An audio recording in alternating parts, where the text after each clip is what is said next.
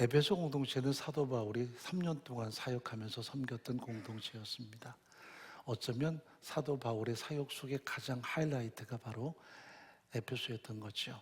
그는 20수년 동안 복음을 증거하는데 인생의 마지막 부분에서 가장 심혈을 기울였던 장소가 바로 에베소 공동체였습니다. 그는 3년 동안 여기서 복음을 전했고요. 그리고 결국 예루살렘으로 가면서 밀레투스에서 동역자들 향해 간곡한 부탁을 했습니다. 얼마 가지 않아서 흉악한 이리가 들어올 것입니다. 그때 주께서 피로 사신 공동체를 아끼지 않을 것을 내가 염려함으로 여러분께 부탁하는 것은 은혜의 말씀 안에서 이 공동체를 잘 섬기기 바란다는 그런 부탁을 하고 바울은 예루살렘을 향해 나가게 되죠. 거기서 체포가 돼서 2년 동안 가이사랴에 구금되어 있다가 로마로 갑니다.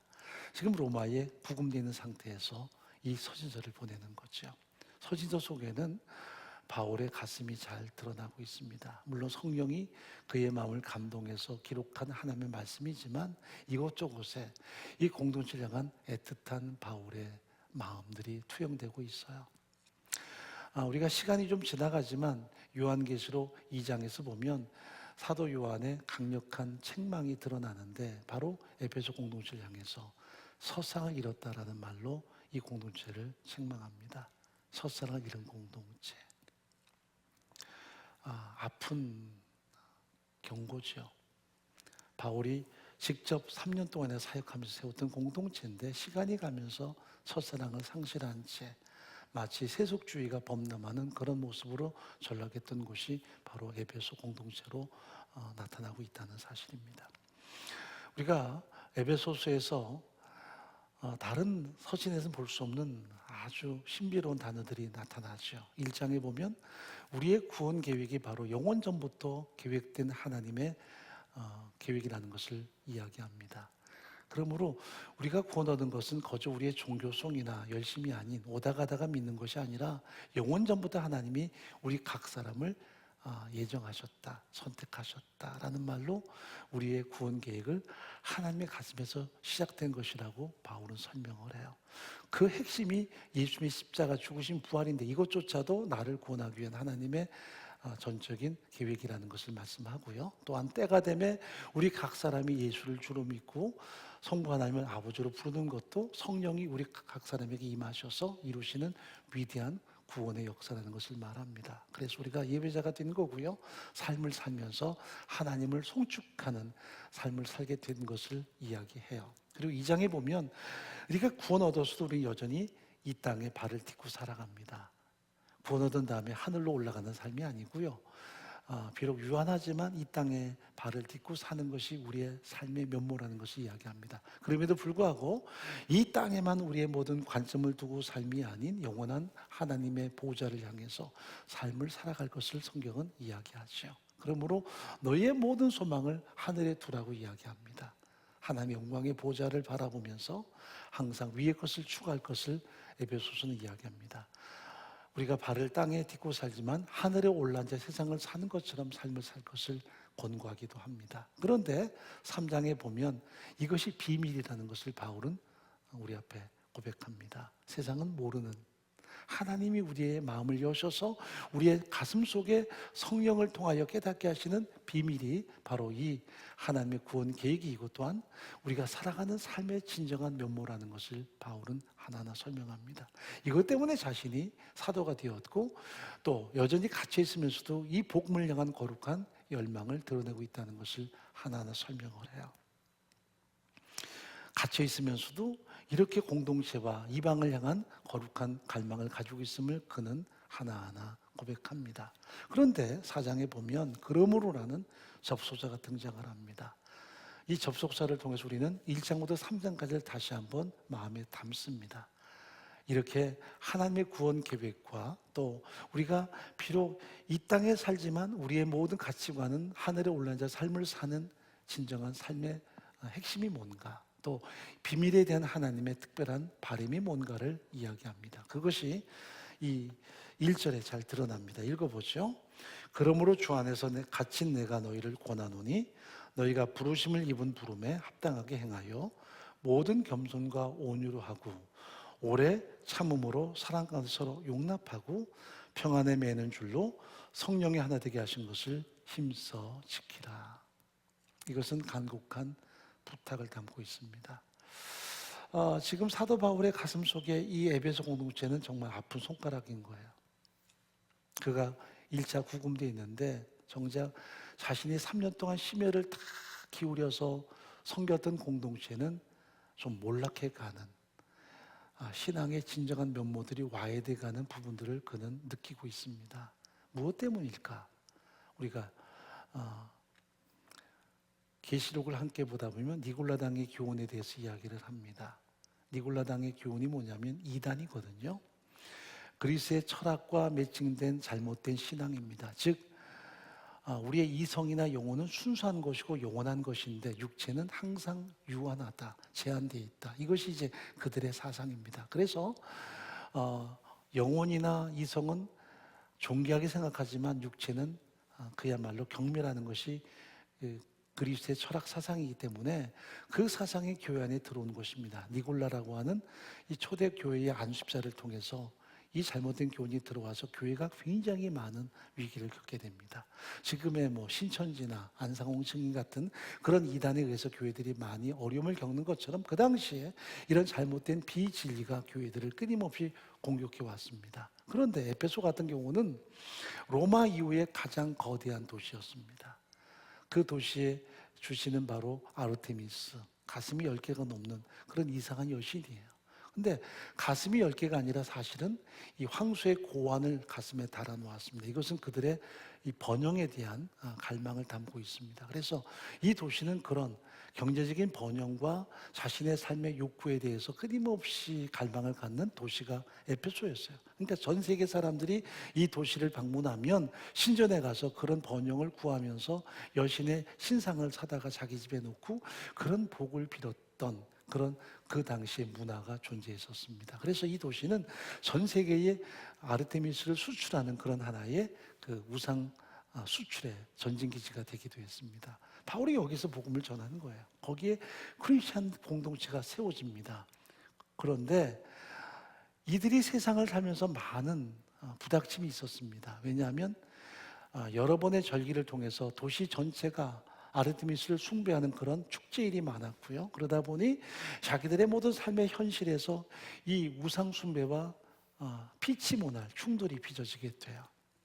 아마도 그 당시에 공무원 계층이라면 혹은 세상 사람들과 함께 교류하는 사람들이라면 그런 수기를 거부하기는 어려웠을 것입니다. 그래서 이 니골라당의 교훈이 상당히 매력적으로 느껴졌을 거예요. 우리가 구원 얻은 것은 영혼이다. 영혼은 영원히 살고 하나님의 나라에 들어가는데 육체는 제한이 있지 않느냐. 언젠가 병들고 늙고 죽는다. 그래서 그 육체는 흙으로 돌아가는데 우리가 구원 얻는 것은 영혼은 뿐이지 육체는 언젠가 소멸된다. 그래서 육체는 그저 대충 살아도 괜찮다라는 이런 비진리가 그들의 마음을 유린하기 시작했습니다. 예수를 믿고 구원 얻는 것은 우리의 영혼이지 육체는 언젠가 마치 더러운 옷을 벗듯이 벗어버리는 것이고 애를 써도 행주를 빤다고 걸레를 빤다고 행주가 되겠냐는 그런 사상들이 난무했습니다. 그래서 첫 번째는 달콤한 유혹이었고요. 또 한 가지는 이것이 더 확산되면서 예수께서 과연 육체를 입고 이 땅에 오셨느냐 하는 질문도 나타나기 시작했습니다.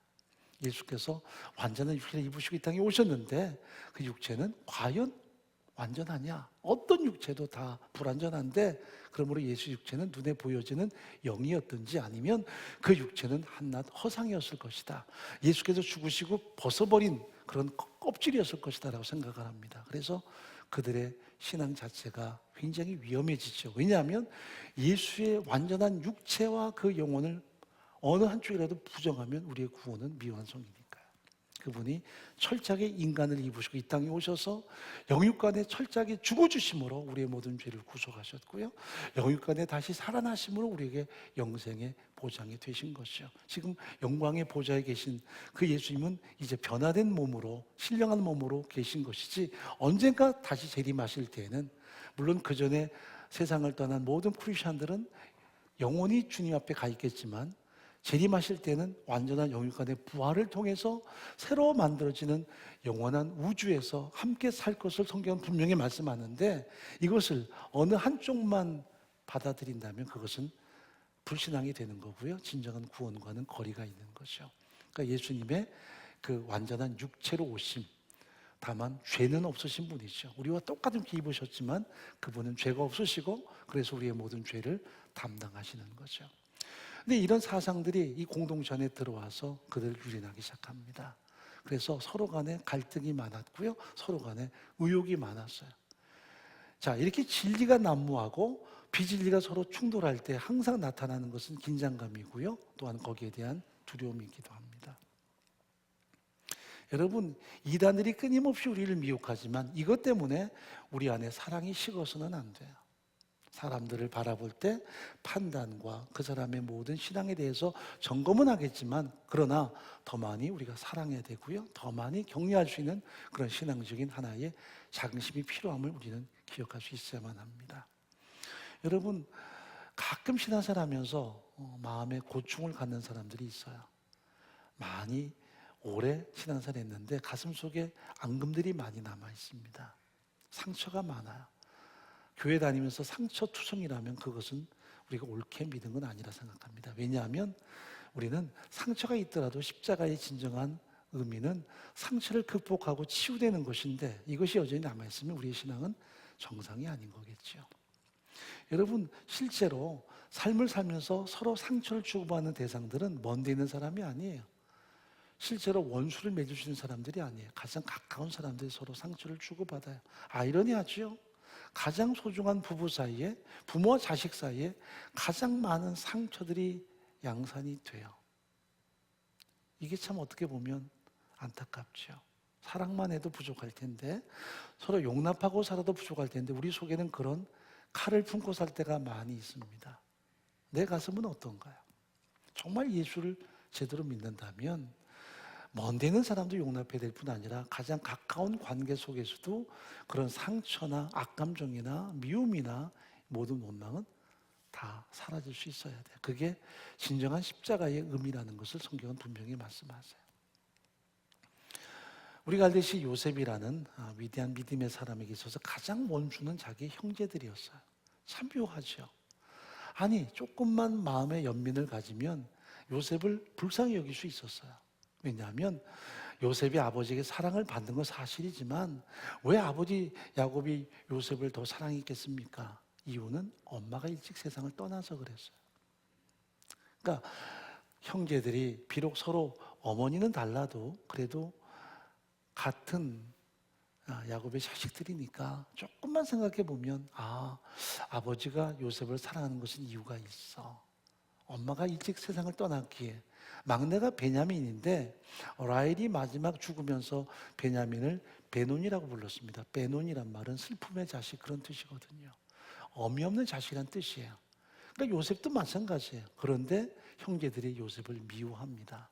참 아이러니하죠. 불쌍히 여기고 사랑해주고 그리고 아껴야 되는데 형제들은 나이가 훨씬 더 많아요. 그런데도 장성한 형제들이, 그중에 마지는 거의 30이 됐음에도 불구하고 막내를 그렇게 미워합니다. 그들은 어떻게 보면 그 미움이 결코 정당한 것이 아니죠. 그럼 우리는 이렇게 이제 해석을 합니다. 그 미움 때문에, 악감정 때문에 결국 애굽에 팔려가고 나중에 총리가 되지 않았습니까? 그것은 핑계지요.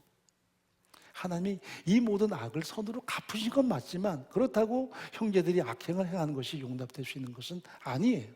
형제들은 사랑해야 되고요. 그리고 끊임없이 요셉을 품어서야 되죠. 그게 당연한 건 아니었습니다. 우리는 가끔 생뚱맞게 그래요. 결국 하나님이 좋게 하시는 거야. 내가 당신을 미워했지만 하나님이 좋게 하셨어. 아니에요.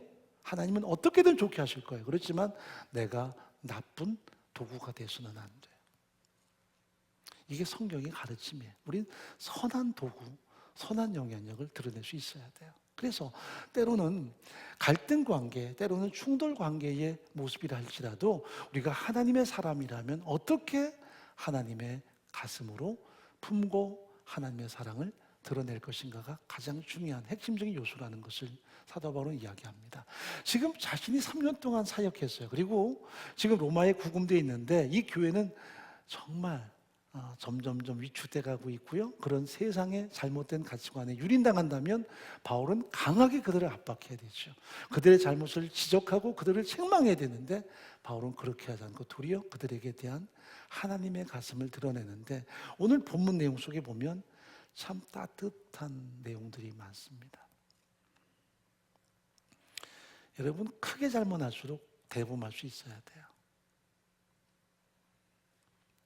우리가 자녀를 양육할 때 작은 잘못은 좀 이렇게 자주자주 야단치더라도 한번 크게 잘못했을 때는 용기가 필요하죠. 크게 끌어안아야 돼요. 대부분은 작은 걸 잘 용납해 주다가 큰 거 가지고 막 잡지요. 그러다 보면 인생이 뭔가 꺾일 때가 있어요. 사도 바울은 지금 그들을 품고 그들에게 하나님의 말씀으로 하나하나 다가서는 모습을 드러냅니다. 자, 1절 한번 읽어보죠.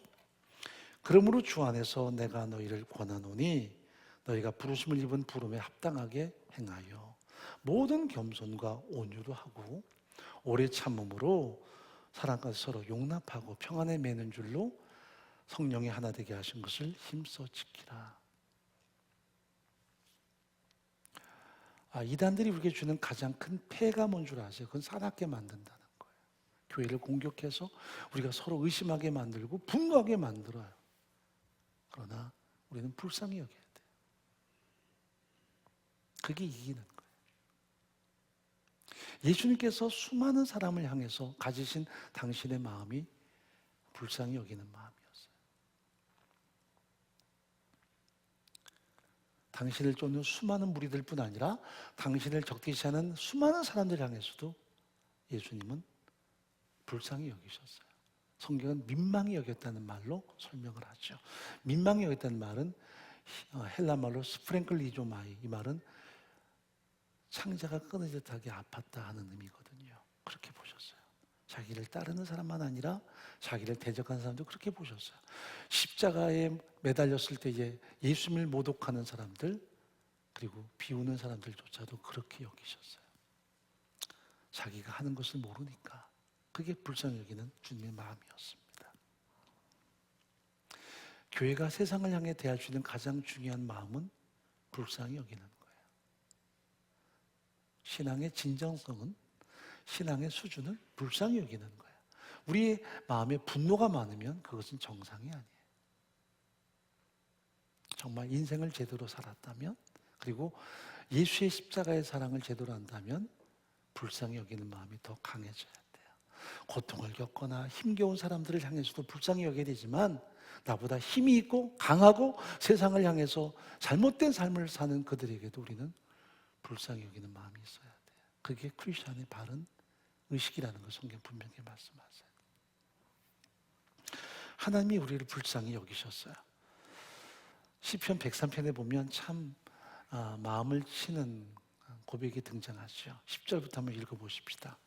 우리의 죄를 따라 처치하지 아니하시며 우리의 죄악을 따라 갚지 아니하셨으니 이는 하늘이 땅에서 높음같이 그를 경외하는 자에게 그 인자하심이 크심이로다. 동이 서에서 먼 것 같이 우리의 죄가를 우리에게서 멀리 옮기셨으며 아비가 자식을 불쌍히 여긴 같이 여호와께서 자기를 경외한 자를 불쌍히 여기시나니. 불쌍히 여기는 거예요. 사랑은 또 다른 표현이 뭔 줄 아세요? 불쌍히 여기는 거예요. 서로 좋은 관계를 맺고 서로 좋고 좋은 것도 사랑이겠지만 정말 사랑은 불쌍히 여기는 거예요. 부부 사이도요, 살아갈수록 불쌍히 여기는 마음이 찢어지는 게 사랑이에요. 내 가슴 속에 앙금만 남는다. 그건 진정한 사랑이 아니죠. 자식이 부모를 대할 때도 진정한 사랑은 불쌍히 여기는 거예요. 우리 엄마 아빠가 이렇게 연세가 드셨구나. 이렇게 약해졌구나. 한때는 막 다 할 것 같았는데 하늘의 별도 달도 따다 줄 것 같았는데 약한 모습이 추한 게 아니에요. 불쌍히 여기는 마음. 그게 또 다른 사랑이에요. 부부 사이도 모든 인간관계도 불쌍히 여기는 게 사랑의 또 다른 면이라는 것을 우리 앞에 분명히 이야기합니다. 예수님께서 당신을 3번이나 배신한 베드로에게 부활 이후에 찾아가시죠. 그리고 그 베드로에게 네가 3번 나를 배신했지라고 그걸 하나하나 지적하면서 질문하지 않으셨어요. 네가 나를 사랑하느냐? 3번 질문하셨어요. 그게 그를 향한 회복의 선언이었죠. 그리고 예수를 대적하는 세상 사람들, 그리고 끊임없이 자기를 배신한 수많은 사람들에게 대해서도 그렇게 연민을 가질 것을 그에게 드러내신 거예요. 불쌍히 여기라고요. 이게 사도들이 세상을 바라보는 하나의 삶의 방식이었어요. 그들을 대적하고 그들을 핍박해도 그들을 불쌍히 여기고 하나님 앞에 기도하는 것이 초대 공동체의 능력이었어요. 스데반도 돌에 맞아 죽으면서도 저희가 하는 짓을 모르오니 이 죄를 저에게 돌리지 말아달라, 그렇게 하나님께 부탁하죠. 불쌍히 여기는 마음이었어요. 지금 사도 바울이 에베소 공동체를 바라볼 때 한쪽이 와해돼가는 모습이 느껴집니다. 그래서 거창하게 영원전부터 하나님이 여러분을 선택한 것을 아십니까? 여러분이 어떤 존재인 걸 아십니까? 그 속에는 하나님의 바람이 담겨 있지만 그렇게 살지 못하는 그들 때문에 느끼는 이 바울의 어떤 탄식도 담겨 있어요. 겉으로는 아주 먼 옛날 하늘에서는 당신을 향한 계획이 있었죠. 하지만 그러나 그들이 여전히 세상과 함께 동화되고 그저 구원 얻은 것은 우리의 영혼뿐이야, 육체는 대충 살아도 돼 하는 이런 세속주의와 잘못된 이단에 그들이 유린당할 때 바울은 잘못됐다고 하나하나 지적하고 그것을 끊어낼 것을 명하기 전에 여러분은 어떤 하나님의 은혜를 입은 줄 아십니까? 영원전부터 하나님이 당신을 계획하셨습니다. 선택하셨습니다. 당신은 이런 존귀한 사람입니다. 이것이 그들의 새로운 자아상을 형성하게 하죠. 생망으로 다 되는 것만은 아니에요. 얼마나 존귀한 존재인가. 그래서 비록 우리가 이 땅에 속해서 발을 땅에 딛고 살지만 그러나 하늘에 올라 사는 그 삶의 진정한 모습을 드러낼 것을 그들에게 교훈하죠. 그리고 비밀을 맡은 자로서 바울도 그 비밀을 알기 전까지는 핍박자 아닙니까? 끊임없이 자신의 야망 때문에 많은 믿는 사람을 핍박하고 잔해했습니다. 자기가 몰라서 그런 거죠. 하나님께서 그를 불쌍히 보시고 부활의 주님이 그에게 나타나셔서 그의 운명이 바뀌지요. 그렇게 불쌍히 여기는 마음이 없었다면 자신의 운명이 바뀌었겠습니까? 그냥 주님께서 그를 찾아오셔서 그를 한 번에 파멸로 내몰 수도 있는데 그에게 당신을 드러내시고 마치 과거 변화되기 전에 사울처럼 극렬하게 기독교를 대적하는 사람들에게 그 연민과 사랑으로 대할 것을 주님께서 드러내셨기에 바울도 핍박을 당하면서도 분노하지 않고 그들에게 불쌍히 여기는 마음으로 끊임없이 다가선 거죠. 우리가 창세기 33장에 보게 되면 야곱과 에서의 그 만남이 드러납니다. 둘은 20수년 동안에 서로 원수였어요. 한 배에서 태어난 상동이지만 서로 간에 바라보는 관점이 달랐기에 원수가 돼버리고 맙니다. 첫 번째 아들인 장자권을 가졌던 에서는 장자권을 아주 없이 여겼고요. 둘째로 태어난 야곱은 그 장자권에 대한 열망이 너무나 강해서 때로는 형도 둘러치고 아버지도 속이면서 장자권에 대한 약속을 받아내고 말죠. 이것이 결국 학원이 돼서 둘 사이는 원수가 되게 되고 결국 죽음의 갈등까지 나타나서 야곱은 먼 외삼촌 집으로 피신하게 됩니다. 그런데 그 시간이 20년이 훨씬 더 걸렸어요. 그리고 결국 돌아오게 되고 돌아오면서 그는 가슴이 턱 막히는 절망적인 소식을 듣는데 자경 에서가 20수년 동안 아직도 가슴에 칼을 놓지 않고 400명의 군대를 끌고 자기를 만나러 온다는 소식을 듣게 돼요. 아니, 동생을 만나러도 무슨 400명의 군대를 끌고 오겠습니까? 원한이 그렇게 깊어요. 인간의 원한은요, 세월이 가도 사라지질 않네요. 안 본다고 사라지는 거 아니에요. 더 가슴속 짙게 남아있어요. 그래서 야곱은 그 밤에 자기의 때를 나누어서 먼저 앞서서 보내면서 형님의 마음을 어떻게 누구리 띠릴까 거기에 고심을 많이 합니다. 만나면 이건 다 형님께 드리는 아우의 선물이니까 제발 용서해달라고 부탁하라. 다 보내고 난 다음에 혼자 강 옆에 남았는데 밤이 깊어가는데 웬 사람이 그에게 찾아옵니다. 처음에는 에서가 보낸 자객으로 알았을 거예요. 그래서 생명을 내건 결투가 시작이 됩니다. 야곱도 한 가닥 하는 사람이기에 죽지 않으려고 얼마나 발버둥치는지 몰라요. 결국 상대방이 에서가 보낸 자객이 아니라 하나님의 임재의 모습이었습니다. 육체를 입고 오신 성자 예수님이에요. 얼마나 인간이 완악한지요. 깨닫지 못해요. 그래서 성경은 하나님의 천사라고 말하는데 결국 야곱의 환도뼈를 위골시킵니다. 그래서 그는 더 이상 걷지 못하게 되고 힘을 못 써요. 그때 비로소 눈이 열리지요. 끌어안고 놓지 않습니다. 놓아라. 제게 축복하지 않으면 놓지 않겠습니다. 내 이름이 뭐냐? 야곱입니다. 간사하다, 교활하다 그런 뜻 아닙니까? 내 이름을 다시는 야곱이라 하지 마라. 내 이름은 이스라엘이다. 하나님의 상속자라는 뜻입니다. 거기서 자신이 꺾이면서 하나님의 얼굴을 배운 것이요. 사실은 죽어야 되는 상황인데 그를 꺾어서 그의 모든 오만함, 그의 아집, 그의 인간적인 욕망을 깨트린 거예요. 한계가 드러난 것이요. 그럴 때 비로소 눈을 떠서 바라봅니다. 에서가 와서 그를 바라보는데 둘 사이 앙금이 사라지네요. 핵심이 뭔가요? 불쌍히 여기는 마음이었습니다. 에서는 지금까지 가슴에 담았던 칼날을 버리고요. 그 기어서 나오는 야곱을 품에 안고 입을 맞추고 용납합니다. 불쌍히 여기는 마음이 형성이 됐어요. 야곱은 그 형을 바라보면서 내가 지금 하나님의 얼굴을 배웁는다는 고백을 합니다. 하나님의 본심은 불쌍히 여기는 마음이에요. 우리가 못 가진 자, 부모가 없는 아이들, 세상에서 정말 힘들어하는 그런 사람들 바로 불쌍히 여긴다. 그것도 좋은 마음이지만 부유한 자, 나보다 강한 자, 내게 끊임없이 대적하는 자, 상처 주는 사람을 향해서도 불쌍히 여기는 마음을 갖는 것은 진정한 하나님의 마음이에요. 자, 창세기 33장 10절 한번 읽어봅니다. 내가 형님의 얼굴을 배운 즉 하나님의 얼굴을 본 것 같사오며 형님도 나를 기뻐하심이니이다. 원수 얼굴을 보는 게 아니에요. 하나님의 얼굴을 뵙는 거예요. 우리가 서로 간에 가슴 속에 분노가 있을 때는 원수 얼굴이 떠올라요.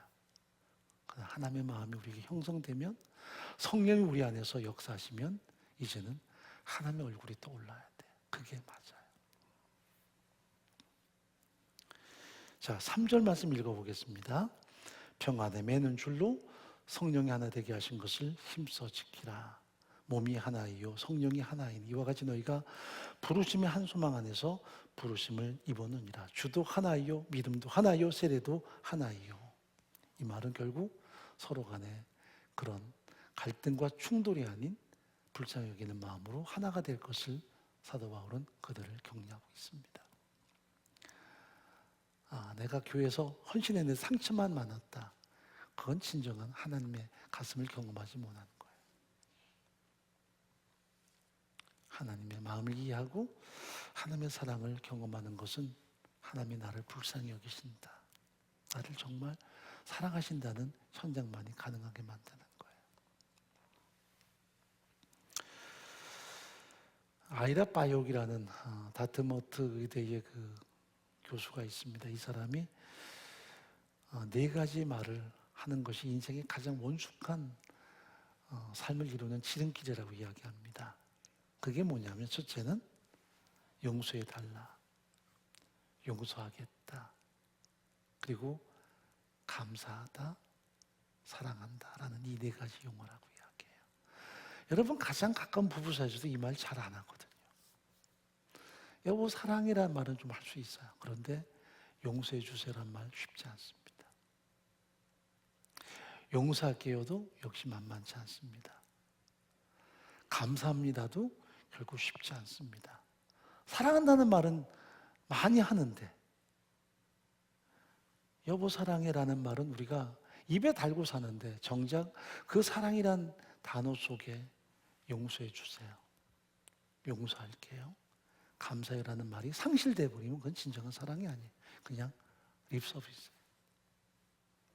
부부 사이에 용서해 주세요라는 말이 어려운 말이 아니에요. 크고 작든 우린 다 용서를 구해야 돼요. 그리고 용서해야 돼. 그리고 끊임없이 감사해야 되고요. 그게 사랑으로 완성이 되죠. 이것은 공동체에서도 마찬가지예요. 근데 마음이 과격해지거나 우리 속에 분노가 많아지면 그것은 바른 성령의 역사가 아니라는 것을 성경은 말씀합니다. 자, 결론을 맺는다면 지금 에베소 공동체가 사도 바울이 3년 동안 사역했으면 얼마나 자신의 열과 성의를 다했겠습니까? 그런데도 이런 별것도 아닌 이단에 의해서 그들이 유린당하고 그들의 사랑이 철저하게 무너지고 그들이 세상적인 가치관으로 지금까지 가졌던 신앙의 순수함을 상실해가고 할 때 뭐 대충 살아도 괜찮아. 우리가 영혼만 구원을 얻었으니 그냥 대충 살아도 돼.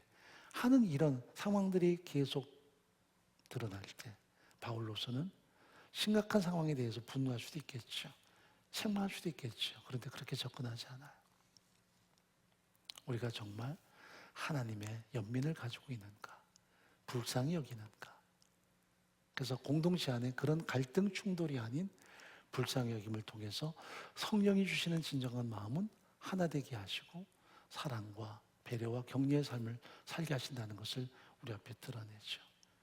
우리가 코로나 팬데믹이 계속되면서 인간관계에 참 많은 갈등이 존재하고요. 세상을 향해서도 끊임없이 우리가 뭔가 분노하거나 어떤 분노의 대상을 찾기 위해서 막 세상은 들끓지요. 그러나 세상을 향해서도 몰라서 불쌍히 여기는 마음. 이게 하나님이 주시는 가슴이고요. 우리가 다음 세대 향해서도 젊은 것들이가 아니라 불쌍히 여기는 마음. 기성세대를 향해서도 그런 마음이 진정한 크리스천의 가치관이라고 성경 분명히 말씀하세요. 살아갈수록 가슴속에 남는 것은 분노, 갈등, 옳고 그름만이 아니라 불쌍히 여기는 마음, 사랑하는 마음, 그리고 진정 그들을 용납하는 마음이 아닐까. 사도 바울은 우리에게 그렇게 교훈하고 있는 것입니다. 우리 안에 그런 소중한 회복의 은총들이 늘 가득하기를 간절히 바랍니다.